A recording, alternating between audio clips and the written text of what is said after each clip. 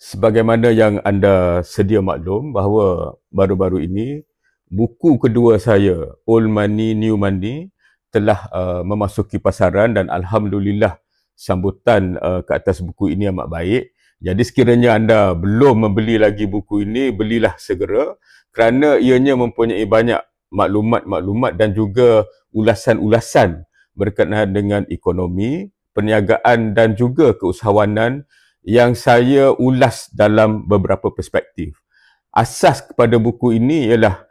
artikel-artikel saya yang disiarkan di dalam akhbar Sinar Harian dalam kolom nasihat Pok Nikdin yang terbit pada setiap hari Jumaat, dan di samping itu ada banyak artikel-artikel khusus yang saya tulis untuk melengkapkan bahagian-bahagian yang ada di dalam buku ini. Jadi tentunya bahagian yang pertama ialah tentang perdebatan di antara old money dengan new money yang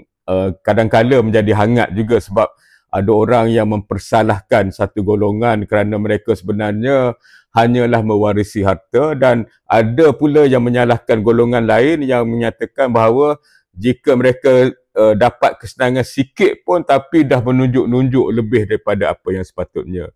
Jalan yang saya ambil ialah untuk mengatakan bahawa tak kira sama ada anda rasa ini old money ke, new money ke, yang penting ialah kita kena berjaya di dalam perniagaan. Jadi untuk berjaya dalam perniagaan, dia ada banyak aspek,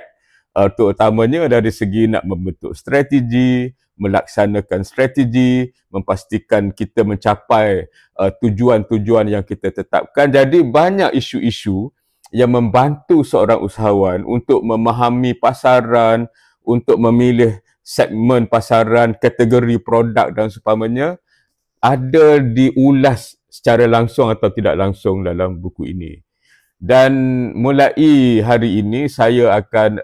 membicarakan bahagian-bahagian dalam buku ini, dan saya tidak mengambil pendekatan untuk mengulas artikel demi artikel kerana ianya akan mengambil masa yang panjang. Cuma saya akan ulas berkenaan dengan apakah idea dan mesej-mesej yang nak saya sampaikan berdasarkan kumpulan-kumpulan artikel yang telah disusun dengan elok oleh penerbitnya, JTX, dan saya harap dengan memberikan penjelasan ini anda akan mendapat idea di sebalik penulisan buku ini dan bagaimana nak mencari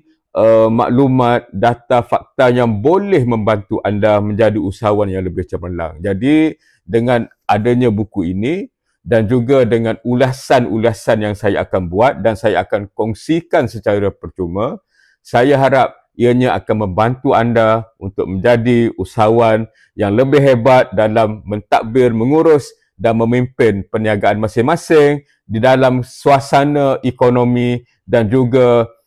suasana dunia yang banyak berubah dalam masa yang cepat.